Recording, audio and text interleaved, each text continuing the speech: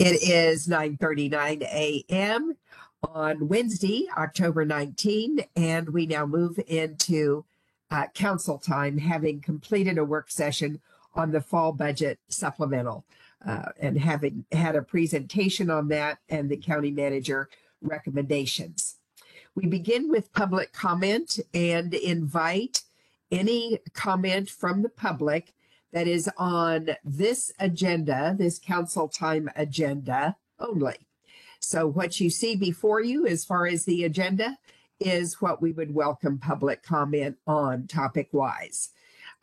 Do you see any members of the public staff that wish to speak? Yes, Chair, I do have someone online. Please state your name and go ahead with your comment.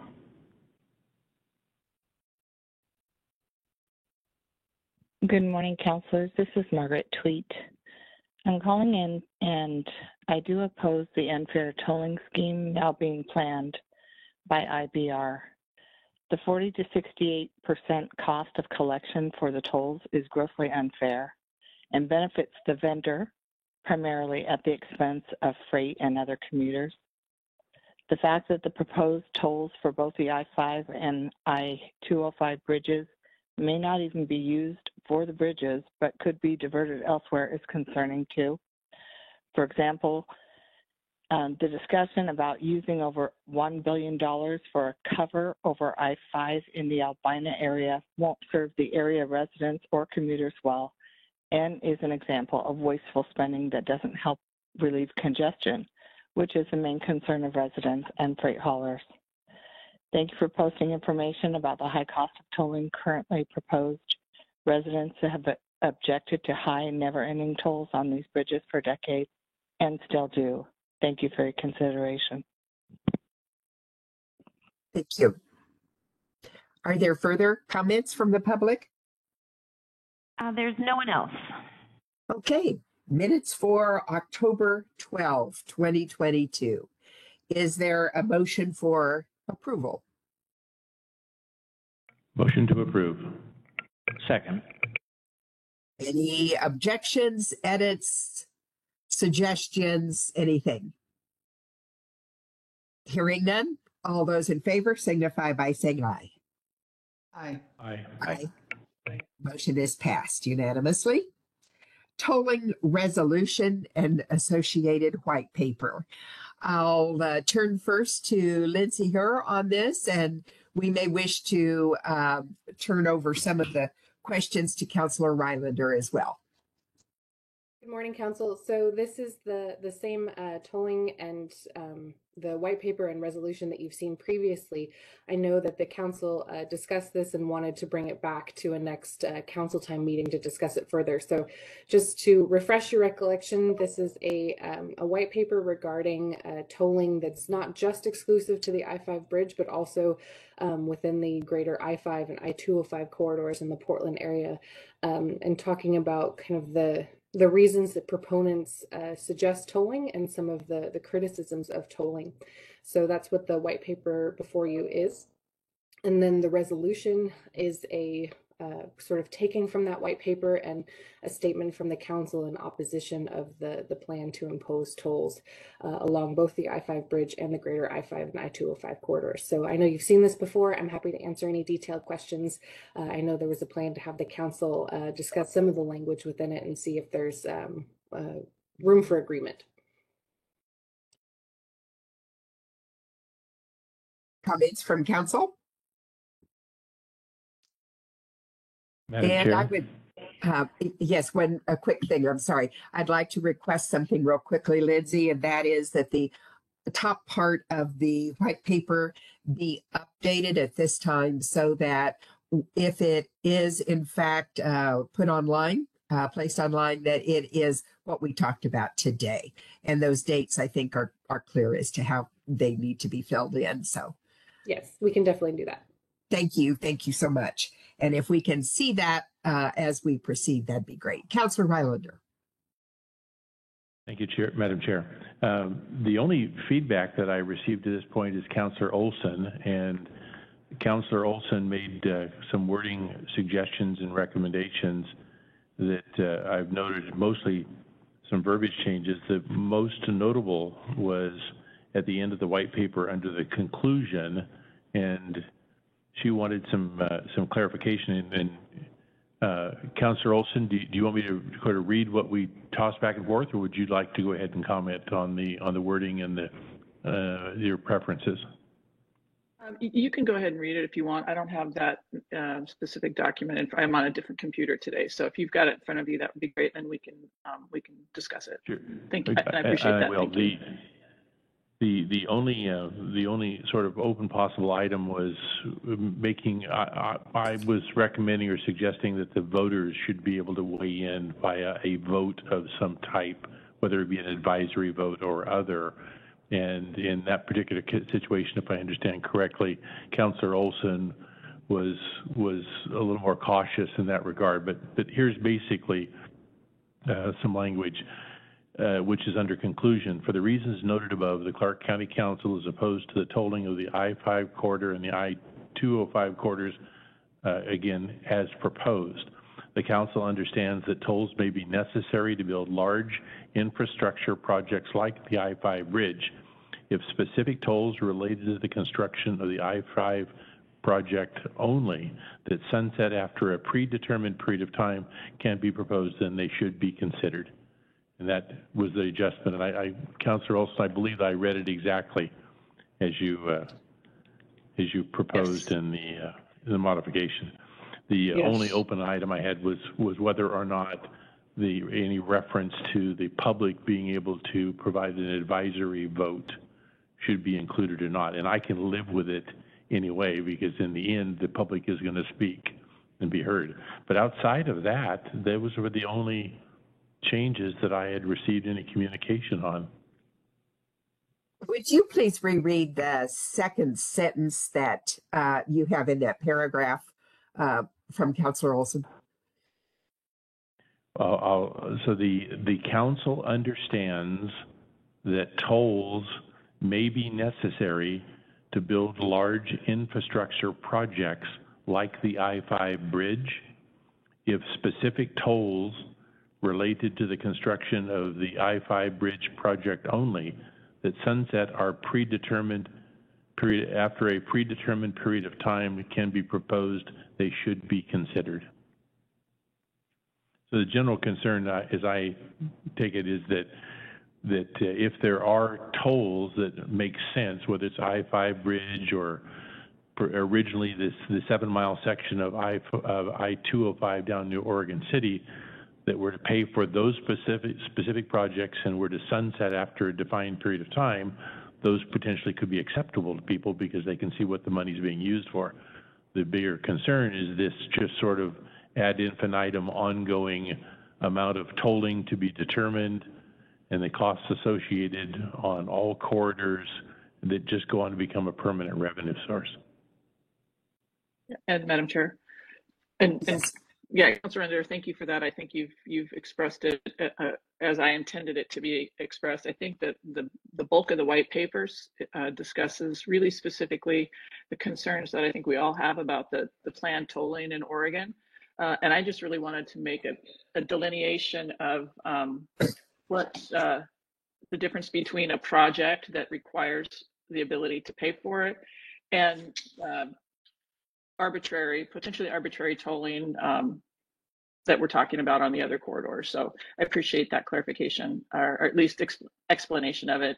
And if there are some ways to tweak that language there at the end that makes it less clunky, I'm totally open to that as well. So thank you.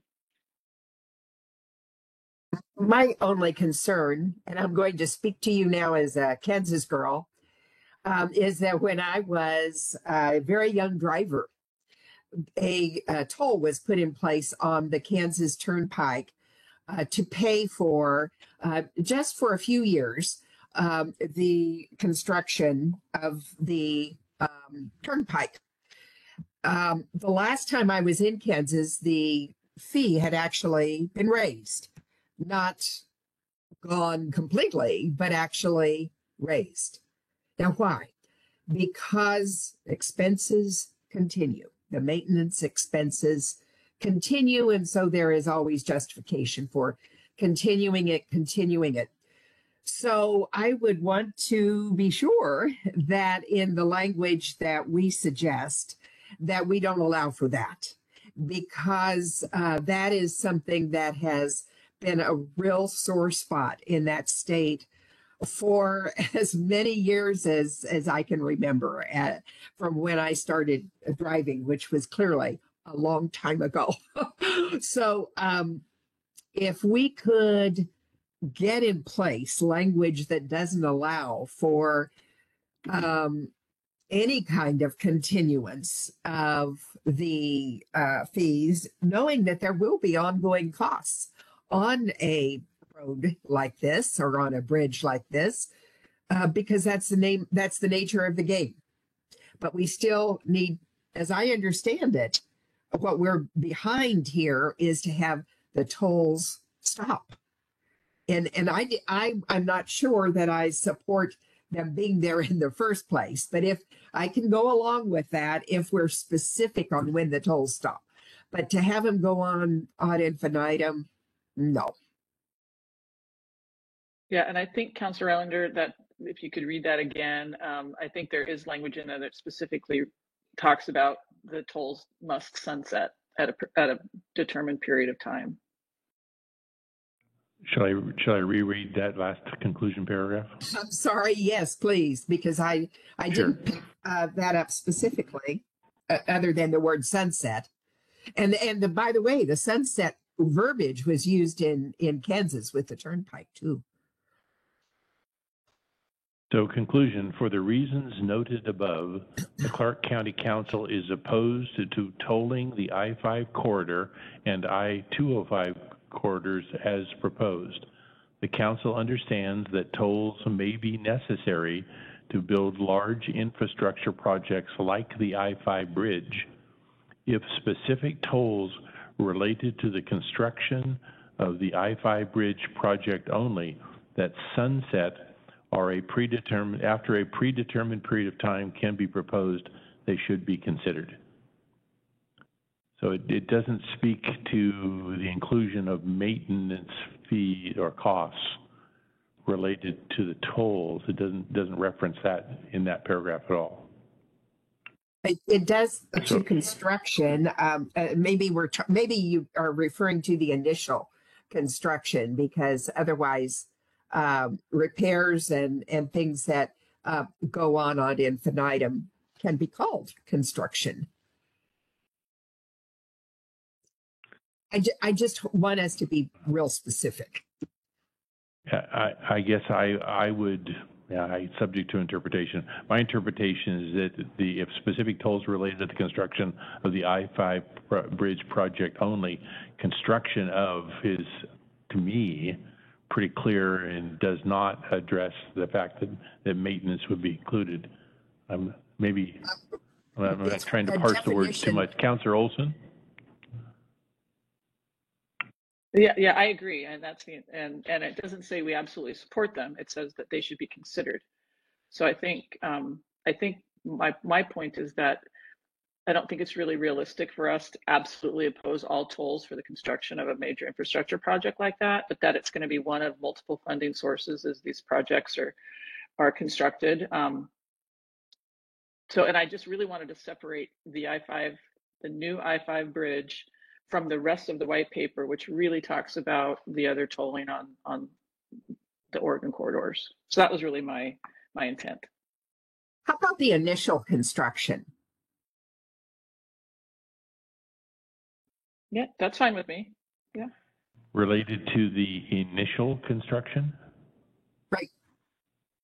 Because otherwise construction can go on ad infinitum, because there are changes and things that need to be repaired that are called construction. So that's my concern. I can live with the addition of initial. And if there's a better word than that, that means it's just for that first bit of planned construction, go for it. But if that gets it across, I'm happy with that. Councilor Olson? Yep, I can live with that. No problem. So Those were the only comments. should we take a look then at the resolution just to be sure on that? And I did not look at the resolution. So if there's the very end, if we need to tweak that a little bit, I guess we should make sure they're consistent.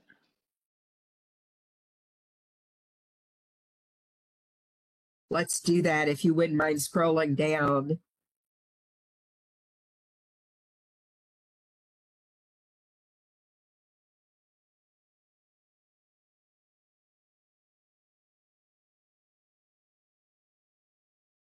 Yeah, so it looks like lines 42, that section 42 through further down would reflect the last sentence in the white paper as well.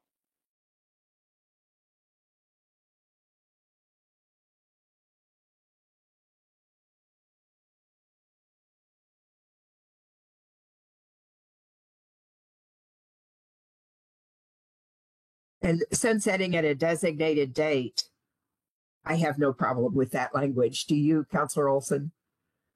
Well, I just think that lines 42 through 45 should reflect, since it's pretty much the same language that was in the original white paper, that if we're changing the language, that last sentence in the white paper, that it should be reflected in the resolution as well. Does that make sense? Makes sense. So you would like to see it just replicated, is that right? Yeah, since this 42 through 45 is replicated from the original last statement of the paper, that if we've changed the last statement of the paper, it should be replicated in the resolution as well.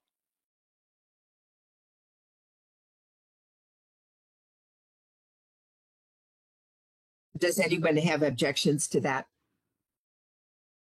Could we have a reading of that sentence again?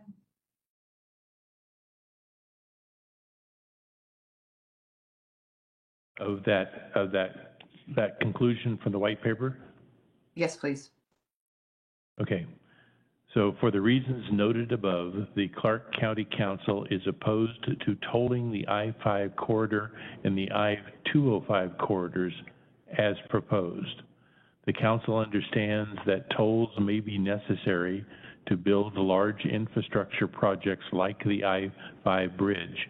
If specific tolls related to the initial construction of the I-5 bridge project only that sunset after a predetermined period of time can be proposed, they should be considered. Thank you. I could support that if that's the language that gets replaced. If that just goes into the resolution, I could support that. And Councillor Breilander and Medvici, you feel the same?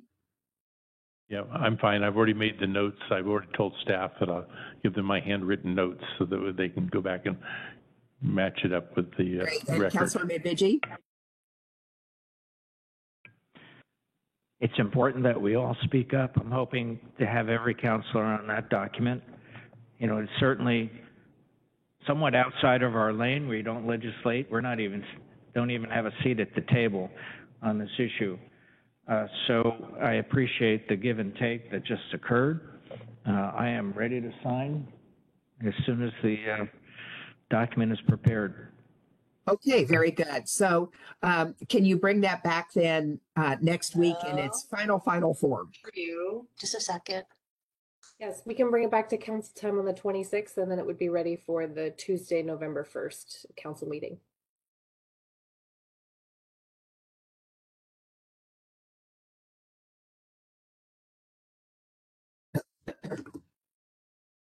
Anything else on that topic? And thank you, Lindsay. New business, we show none on the agenda. Is that still the case? Yes. And are there councillor reports? Madam Chair, if I could. Yes, Councillor Medvici. So kind of following up from last night and some of my emails from this morning, and actually continuing those emails as I sit here right now, I think we still need to fix or address the public information that we have on this fire. The sheriff's doing a great job. His sergeant out there is doing a great job at the briefings. The Livingston community, their own neighborhood association, has some key communicators, and we've been hearing from them. So I wanted to follow up basically on, on that core group of people who have been most impacted. They were evacuated, and they still are, with the great help of the sheriff and the public works and all the team players that worked on this. I did reach out to Oregon's Department of Forestry, which they're really controlling the briefings and the information flow. The meeting that I had attended that I thought was open to the public was not. They did have question and answer. It was a hybrid meeting, but they're just keeping it to a small group. But they have agreed to communicate directly with Mr. Shaw to provide him up-to-date information so then he can, through his neighborhood association, which is quite robust, from New York City west, he's got contacts that are concerned about that neighborhood. So I think that at least a bridge that was just built, again, the Oregon Department of Forestry is really handling most of this, but we do need to learn from these lessons, and what more can Crescent do? What more can the county do, especially when we have an actual evacuation that has occurred? We need to do a little bit better on the information flow. So that's all on that, and I'm missing the meeting right now over at Grove Field, but they'll catch me up later as to what's happening with the fire. On a separate note, I just want... Go ahead. And we all are missing that, but there is another one tomorrow, so we can catch that. Yeah, the point is, this needs to be up to the minute, especially for those people living in Livingston area. For us, once or twice a day is probably enough, but the people that are, and I was evacuated too, as I'm pretty sure our manager was notified that to go now. When you get that notice, you want up-to-the-minute information, not just maybe a briefing at the end of the day as to what's happening. So anyway, we need to continue to revisit that information flow through all the PIO resources we have in social media. Just an example, Nextdoor, which I lurk on all the time, they published the evacuation map a day after it was published, and it was late, and it was the old map. It wasn't the current map, and that information is valueless.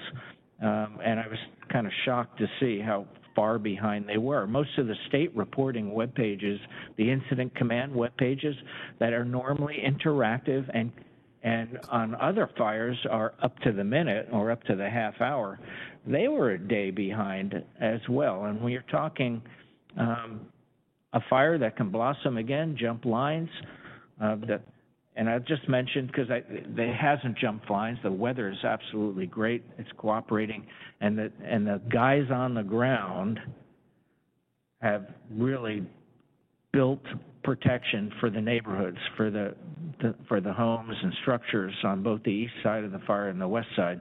They have done a great job, magnificent job, and we haven't lost a single structure. So I don't see it jumping a fire line, but we need information that's to the minute. That's my only point on that. On a separate note, I did send an email out to everyone for information only to avoid open meetings. We have an issue that I would like to pursue publicly with the county manager. I didn't hear back from Kathleen on this issue, on whether Lindsay had pointed out on the dark cable, some counties have a dig once policy that basically waives all fees, and that's good for the community. It's good for public works. If you're digging into an easement, let's put the fiber in at that time and not charge any fees. Other counties vary wildly as to the per mile charge. Right now, without doing a statewide survey, we're on the high end, And I'm wondering, what costs are we really recovering? This is something we want to promote. So I would really look at discussing what cost recovery are we doing with these permitting fees for our cable companies that want to bury cable. We want to promote that. So either we need to right-size that fee or eliminate it entirely because of the public purpose being served in promoting and incentivizing that capital investment by these providers. So I'm hoping we can get some consensus to at least discuss it publicly. Maybe, Kathleen, the way to do that is on one-on-ones first. But anyway, I wanted to promote that because I think it makes perfect sense to somewhat underwrite or at least eliminate some of these, what I would consider fairly exorbitant fees to lay cable for the permitting process.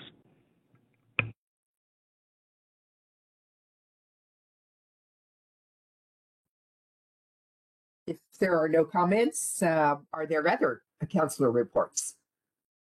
Chair? Yes. So I noticed radio silence. Is there any agreement to pursue this by the other councilors? I'm fully willing to look into it and understand the nature of the impact or not, et cetera. So I would support. Me too. Happy to look into it. Thank you. So what I wanted to Just a moment, Kathleen. So you've got 4 votes for pursuing that. Is there the possibility, it originally suggested one-on-ones, but I think that maybe is not quite appropriate. So I've already sent the question to staff. I don't have a response yet. I sent to them after I got Councilor Mevagee's email. So as soon as I get that information, I can forward it to the council with the outline of the fees and what it's covering and how much, and then we can add it on the council time agenda. Sounds good. Okay. Yeah. Thank you. Councilor Lentz? Thank you. I just wanted to touch on a couple of things that were brought up at last night's meeting.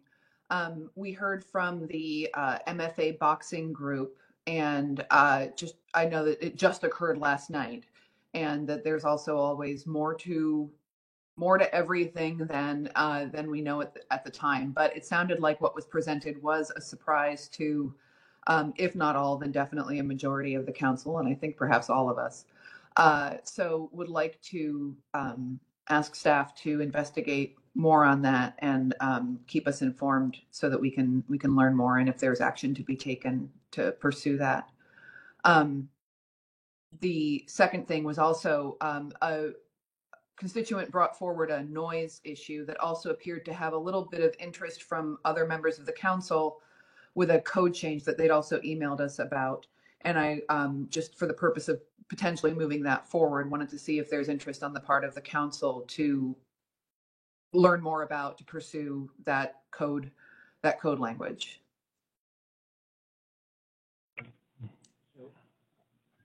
Madam Chair, so I would, this has come up from time to time across the board from constituents in different contexts. And it's a challenge. It's a lot more challenging than the email traffic shows. I do want to look into it. Between what can code enforcement do? What realm do they have? What realm does the sheriff have? From gunshots to noisy motorcycles to ATVs to commercial noise from parties, you name it. There's a lot of noise out there. And as we grow and get more urbanized, at some point and some level, it's a nuisance. And I think generally state law somewhat covers that, and it becomes a law enforcement issue. And where that falls in the greater priorities, that's the real challenge. And certainly our code enforcement team is pretty darn limited and mainly focused on building code and that kind of enforcement. So I think we should take a fresh look at this. Are we missing something? Do the cities cover noise code better than we do out in the county area. So I'm in favor of taking a look at this and kind of cutting through and seeing what, if anything, we can do better. I'd be a third on that, Councillor Lentz, because of just wanting to sort through who's doing what and who's supposed to be doing what, and do we have it right, and so on. I think that would be very good. So if we could get that scheduled as well, Yes, Kathleen. we can put on next week. And I think I did send some brief clarification to council as well. But for that ordinance, for pet nuisances and buildings, yes, that goes to code enforcement. But for noise of this nature, that's actually under the authority of the sheriff's office. But we will certainly bring back information next week, and the council can determine if you want to update that. And then, as you know, it would require an ordinance change or ordinance to change it in the public hearing. Thank you. That was all I had. Are there other councillor reports or follow-ups? Work session requests. I show none at this point beyond what we've already discussed. Is that correct? That's correct. Lindsay, on policy issues. Nothing further from me today. Thank you. Okay, we are ready then for a 30-minute executive session per RCW 42.30.110, section 1G.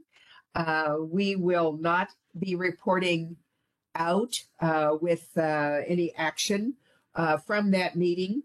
Council will be present with us, and we will return, it is 10:10 now. We will return at 10:11. We'll return at 10:35 for adjournment of council time. Thank you, and see you, council, in executive session.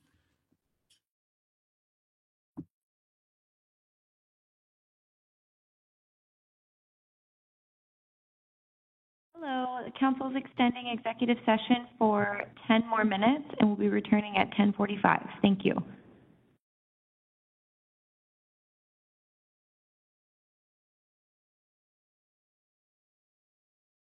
I guess I should say. It is Wednesday, October 19, and this is 2022. We have completed our executive session of 30 minutes with no after action scheduled today. And given that, we are here to adjourn council time. So at this point, the meeting is adjourned.